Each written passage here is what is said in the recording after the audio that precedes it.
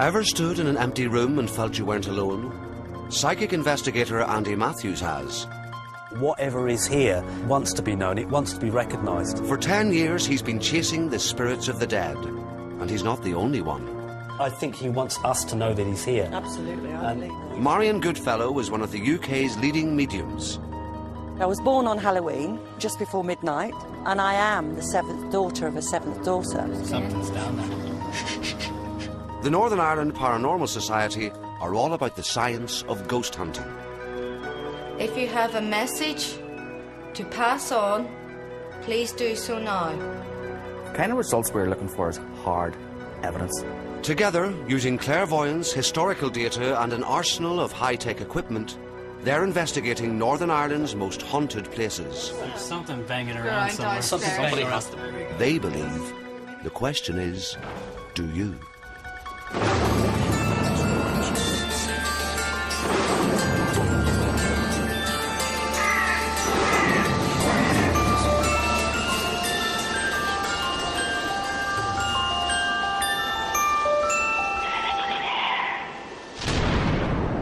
Psychic investigator Andy Matthews has come to Woburn House in County Down.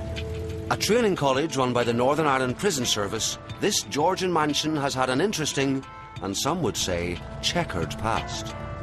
A former borstal and before that, a summer residence for the descendants of its wealthy 19th century founder, George Gilmore Dunbar.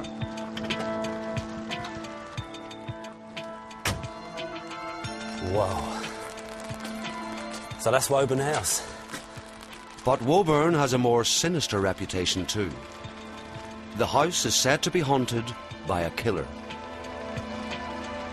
There are many stories told about the Woburn ghost, and Bob Pugh, who's worked here for over 30 years, has heard them all. He even has one of his own. Back in the Borstal days, we used to use this as a night guard lookout point, because we could see across the front of the building in both directions. The Borstal boys were in the dormitories down below here. I came up one night, set myself down on the chair, put my feet up on the coffee table, and just at that instant the place went icy cold. And it was a really warm summer's night. It was the middle of summer. There were no windows open? No windows were open. The place was really warm prior to that. Went icy cold. I felt shivery, so I went to get up, and I felt as though someone had put their arms around me and grabbed me from behind, and I couldn't move. So I eventually got my feet down off the coffee table, and I went to get up, and again I was completely being held, just held in one position. And I thought, now the other fellows are downstairs. If I shout, at least one of them will hear me downstairs. And at that moment it was as if a hand went over my mouth. No. And I couldn't move, I couldn't open my mouth to shout. And I began to wrestle around. I was looking over my shoulder and was saying to the other, I thought it was one of the other fellows had come up and was messing around. And I said to him, like, for goodness sakes, let go, you know. And I looked around and there was nobody there. It was that strong, you actually felt? It was that strong, I actually felt that I couldn't move. So eventually I managed to wrestle around, got down onto my knees on the floor and jumped up. Of course there was nobody there and the place just warmed up again. But I know for a fact that there was something. And I honestly felt it was quite frightening at the time. So it has got the power and energy, whatever it is There here, appears to be, yes. to be able to manifest and break through and grab hold of people and move things. The ghost of Woburn is known as the Butler, and Bob's not the only one here at the Prison Officer Training College to have run foul of him. It was my very first night on night guard, night duty here. This door opened. So it was shut? I had closed it. You closed it, yeah. but you actually came in here, shut the door, and then it was like somebody just opened it. And the thing is, with this door, it's on a very heavy spring there. As I came to the door to see who had opened it, I was met by what I would call a barrier of steam. This steam was freezing cold, very cold. So I hastily got out of that room and made my way back to the office. And my colleague was there as I walked through the door, and I said to him, "What are you at? What's the game here? What are you doing?" And he immediately said, "Oh, you've been visited by the butler." The butler? The butler.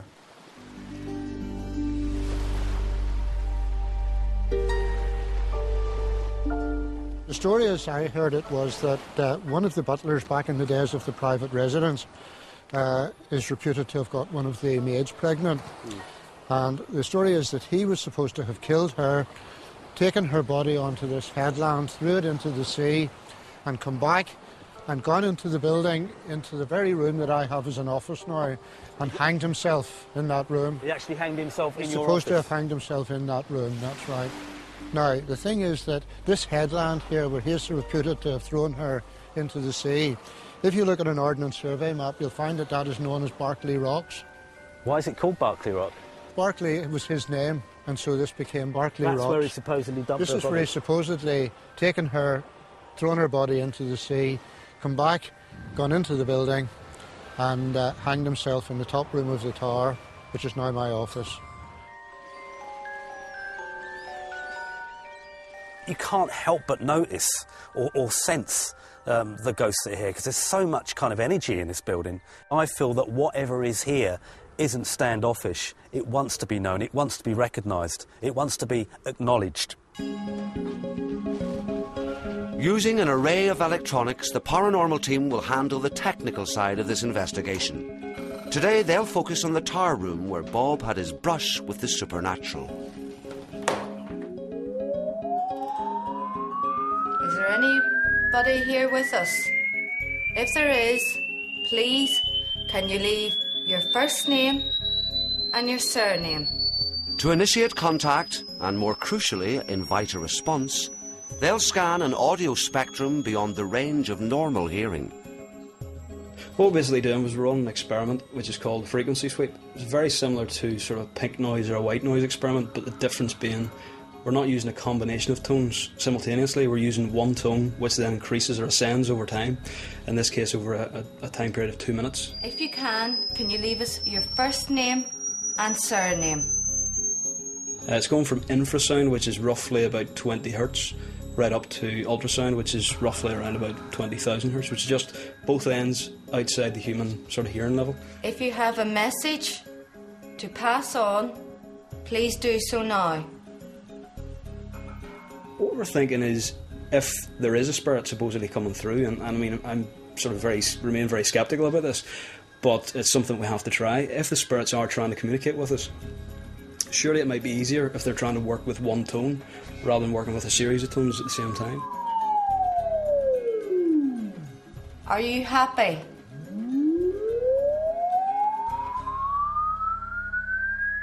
Just so you know, for your reference, there was activity on 3,000 hertz on the climb up and 3,000 hertz on the descent back down.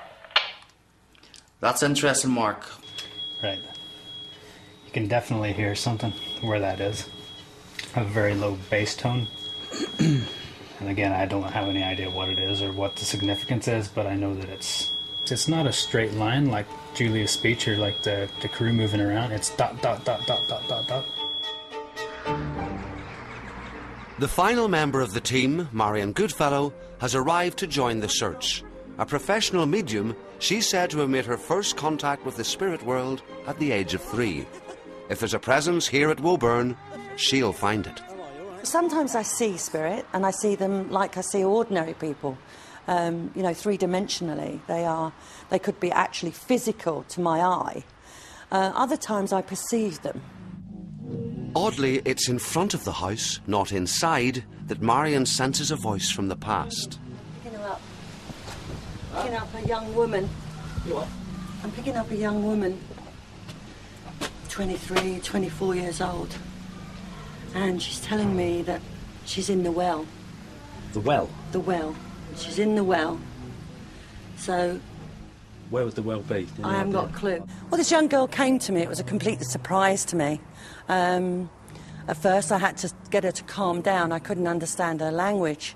Then she told me that she was in the well. I asked where the well was, because she sounded as if she was coming from underneath the water. She told me that the well was in the front room. Not only that, that the well is right next to the tunnel. Yeah, it's here. Definitely here. That's the spot, right? And I feel the tunnel is connected in some way with the well. It is. And I would feel that you can go straight through, underneath the building, not out that way, underneath the building, straight out and straight out to the beach. That's right. I was just amazed by it, just amazed that she came to me, you know, minding my own business, basically, and up she comes. Not only has Marion located a well sealed without trace 150 years ago, she may also have discovered a missing link between Woburn House and the rocks where Barclay is said to have disposed of his victim, the tunnel. There was a well under the floor of the main dining room. Right. And there was a passageway, a tunnel, which went across to the beach from the building. So it would be feasible to assume that that went from beside the well across to the beach. It was sealed up when the building became the Borstal. It wouldn't be very good to have a prison with a tunnel. No, The Great Escape springs to mind. Yes. With a connection established between the well, the tunnel and the murder at the centre of this investigation, Bob and Andy move on to the census records in search of the alleged killer. We've got a census here from 1901. All they have to work with is a surname and a profession. Here, Robert Barclay, year 1901, age 50, sex male, Roman Catholic, married, a butler, birthplace County Antrim, education, reading and write. A Roman Catholic. Now that's interesting because if it was the Robert Barclay and it says here he was a butler, if he was the butler here and he did indeed get the maid pregnant, that would go against his very, very much against his Roman religion. Catholic religion and his family. The records connecting Robert Barclay with Woburn House are encouraging but circumstantial. So far, there's no proof that this Barclay ever worked here. Andy rallies the team to see if, together, they can draw out the elusive butler. Right, OK, what we're going to try tonight, we're going to try this ghost nest idea of mine. We need to cover this whole area, because I feel the ghost walks this area from the corridor there, down this corridor here, through this door, around here, up there, and into the tower room. So if we get all those areas covered, especially the landing above as well, I think he wants us to know that he's here. Absolutely. So if he wants to let us know he's here, this is the place to do it.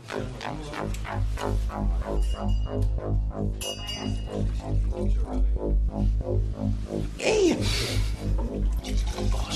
What'd you like? Let's do a check, bung the lights off. Hang on. Right. Tonight we're trying something a little different. We've put together a little nest of experiments, which I've called the ghost nest. That's perfect. Let's go.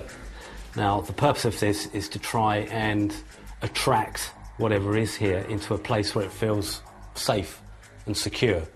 I'm talking about it, I mean a person or a ghost. It's basically a kind of series of controlled object tests, because we know that the energy within this building has the ability and the power to be able to move things, touch things and interact with us. Because if it does want to make contact and let us know that he's here, then hopefully he should move some of those objects, or at least cause something to happen.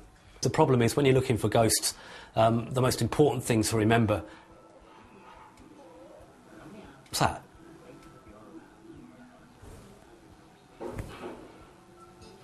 It's a telly. I'm monitoring it right now. It sounds like music. Hold on. Wait there, everyone. Don't move. OK, I'm going to go and check this out. What the hell? What are you getting? What are you getting? What are you picking up? Radios are going off as well. Radio's going off. Right, it seems to be... You can hear it talking. Is there nobody else in the building apart from us? I'm getting it in the hallway now, the corridor, where the other... Right, OK. Right, everybody in... Can we get everyone in the control room? Everybody out of the way, come on. Listen, there's 3 different things going. Show them one then first. But there's the first one. Where's that? Here? No, that's here. Right, this could be a distraction from what we're watching, so keep your eyes on the screens. Now here's the second one. Where's it coming from? All 3 channels are playing the same thing now. It's a TV or something. It is a TV. There's somebody on the TV. Who's that? What the hell? There's something banging around somewhere. Something Somebody banging has to be down there. Right, I'm going to go down. The noise they're hearing could be the sound of a television echoing down an empty corridor. But who or what switched it on?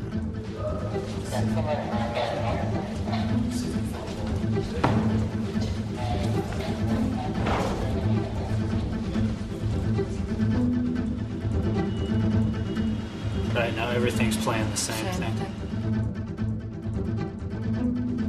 Where's the night watchman? Where would the night watchman be, Bob? The front gate. The front gate. Is there any way that he can broadcast? Yeah, okay, sketch. Bear in mind this may be some kind of decoy. Sounds a little bit loopy, but, you know, just keep an eye on them screens, yeah? Okay, Roger, we're monitoring all cameras. Andy suspects that the noise may be coming from somewhere outside the house. And he's absolutely right. So you've had the thing set there now? Ah. There you are. False alarm then. We've established where the link came from. The guys in the front security desk have accidentally put a book on the switch, so that accounts for the radio and TV signal and the intercom going around the building, yeah? So we can scratch that, okay? Okay, over. Okay, run away back now. And the ghost nest camera, the instruments are flashing. Something just happened Yeah. in this. Did you see that? Yeah, I did too. Something's just happened here. It's just... While Andy was outside, the equipment trained on the ghost nest began to register intense activity. And not just sound, but movement. What is going No, on I'm there? hearing, No, no. footsteps. That's light. That's got a lighter. Yeah. What the hell's going on? Where's the light coming from? I have no idea, but It has. I heard footsteps in that room. Do you see that getting lighter and darker as time or along that crease? See it? Did you see Right that? there, yeah. What's that? Look. What's That's what I've been saying the whole time on top of that Bible. a shadow? Yeah. And it's going dark and then light. There's again. Something's down there. Can hear it talking, I think. There's sound. definite noise in there. Definite noise. Thump. Yeah. That's in again. there. That's in there. Someone, it seems, is trying to get through. In the room next to Andy's ghost nest, Marion attempts to make contact. This time, closely monitored by the paranormal team. I can hear her saying it over and over and over again. But you like me, but you like me. It's almost like a panicky sort of feeling, but you like me, but you like me. Andy set up the ghost nest in order to attract the butler. What's really amazing is we got the lady come through. Can you hear me, sweetheart? Whoa. She can. Carry on. Can you hear me? Yes, ma'am. Carry on. There's no discernible voice replying to Marion, but there does seem to be some kind of response. The team are hearing surges in the static after every question. Is there something you want to say to us? Yes. Yeah, whoa. That's it. She's trying desperately I'm getting to stuck. get a message through to you. Is there something you want to say to us? Yes. Right. There we There go. we go. There we go. There we go. They're coming through at 10:30. I've been asking questions. No one else could hear the answers, but they have that wave gadget on their machinery, and they actually could see that I was getting responses to my questions. Can you hear me? Yes. Yes. Yes, we got it. Can you knock on the table where the Bible is, please? Can you knock? There on... we go. Yes. It's very easy for us to knock, to make that audible sound. Just imagine what it's like if you've got no physical body. It becomes a huge issue. Can you do this? Yep. Yep. Yep. Got it. Got it. Got it. heard that. We were getting actually a conscious reply. Can you do this on the table where the Bible is? Andy knocked once. It responded. It knocked once. He knocked again. Twice this time. It knocked twice back. Then Andy set up a real drum rhythm of knocking. And it thought, nah, I'm not having any of this. They're taking the mickey. Well, I think we did have some kind of success with the ghost nest. It was a definite intelligent response. So there is something there, and once they analyse this static, generally they can find words or bits of sentences that are there, hidden within the static. The maid may have signalled her presence, but Barclay, it seems, is still at large. For another perspective on the ghostly butler, Andy visits Susan Scott. Her family once lived at Woburn House, and she's well aware of its reputation. Somewhere I remember my mother telling me that the butler had got the maid into trouble, but you know, that's just a story. I don't know. I really don't know anything more. And medium Marion also picked up on a girl that came forward. She was dressed in a maid's kind of uniform from that era, and that she was talking from underwater. In other words, she had died and was underwater somewhere. Right. It's a story that is fairly universal, isn't it? It's always the butler that gets the housemaid into trouble. But that's the story that I had, that he had got this girl into trouble, got pregnant, and either that he'd killed her or that he'd hung himself. That was another story that I had heard. But I'm afraid it's just local chat. But local chat doesn't quite explain what happened last night. Back at the house, Andy's faith in the investigation is about to be renewed. So we've had time to analyse what we got last night. Anything good? Well, in the static here, we have what appears to be "Can you hear me?" and it's a little something else that I can't make out. And then a knock. Mm-hmm. And then Marion speaks here, and then there's a little bit of a, see if you can pick it up, slip of the tongue there. All right, okay.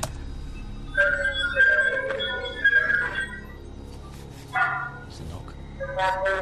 It's Marion. And again. Shit, shoot, shit. Sounds like shit to me.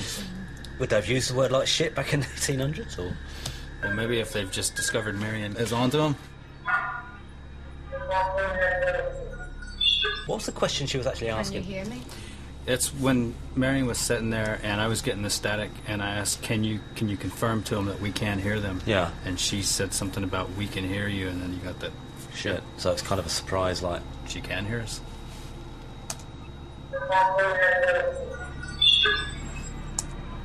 Is that shoot or shit or something? We pretty much get shit. Oh shit. What about visually? Did we get anything visually on the... Yes, we did. I froze the frame here for you. This is up in the tower room. With this, we can pretty much discount normal orbs, which is dust, that sort of thing.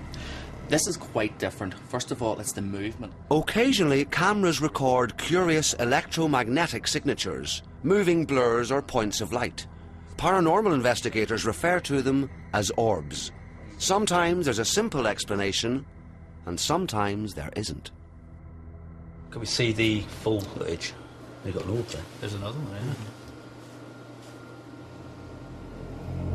yeah. Whoa. That's outrageous. That just appeared out of nowhere. Can we run it again? None of us have ever seen anything like that. It's the orb. Out the window too, huh? Yeah, it seems to disappear, doesn't it?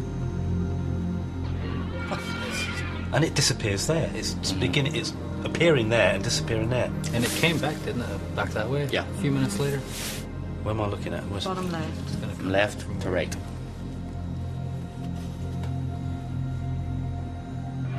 Whoa. Whoa.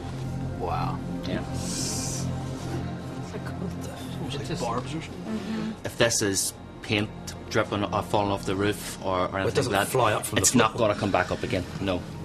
And it's not dust or anything like that. I've never seen anything like that. Now, we cannot find a normal explanation for that. Insect, maybe? No. We've looked at it and we all agree it's not an insect either. It's beyond us. What about something... I had thought paint maybe had fallen from the ceiling. We've checked that. Any paper on the floor, paint on the floor. There's nothing at all. I've never seen anything like that. Never. I've seen rods, you know, but that seems to be like maybe a collection of tiny light rods sort of classed together. But it's actually emitting light. This time it was taken 21, 24. Was that a time where we had the problems with the That is the other thing I intercom? was going to bring to your attention. As everything was kicking off here, that is when it happened. It was at the exact same time. When Really? we were around the rest of the building, yeah. It just seems too coincidental. We're on that wild goose chase, and you get that. Bang, we get something. Well, originally we came here to Woburn House to try and uncover a kind of a murder mystery, but what we've actually stumbled across is perhaps one of the most interesting pieces of paranormal evidence that I've ever recorded. The ghost nest that I set up last night was originally designed to try and entice out the ghost of the butler, Barclay, but who actually came forward appears to be the maid. The problem is she's got me kind of stumped because whatever kind of message she's trying to put across, we can't really make head nor tail of. The following morning, Marion is back at the spot where she made contact on the day she arrived, hoping once again to speak with the maid.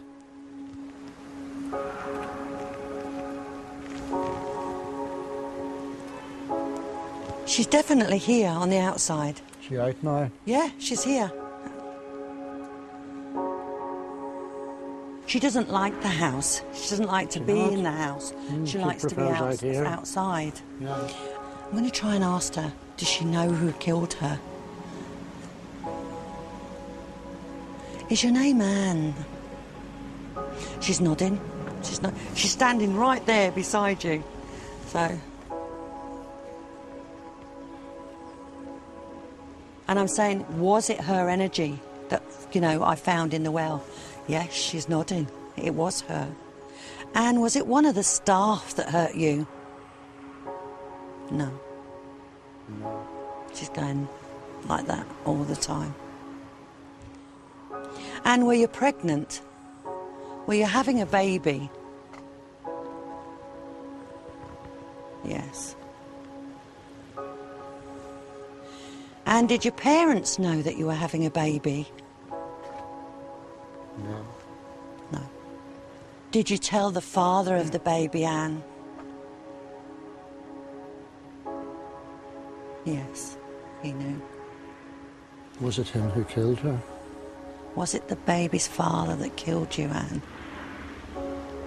Yes. And are you aware of the butler? The butler. She doesn't like him. Was he anything to do with it? With the event? And did he have anything to do with what happened to you in the well? No. He has nothing to do with her death at all. Okay? He's nothing to do with it. No, she said, no. Poor soul. Been blamed for centuries for a murder he didn't commit. No, she was quite adamant. I asked her particularly, did the butler do it? And back, no, it wasn't the butler. No, he didn't do it, bless him. So he's vindicated after all these years.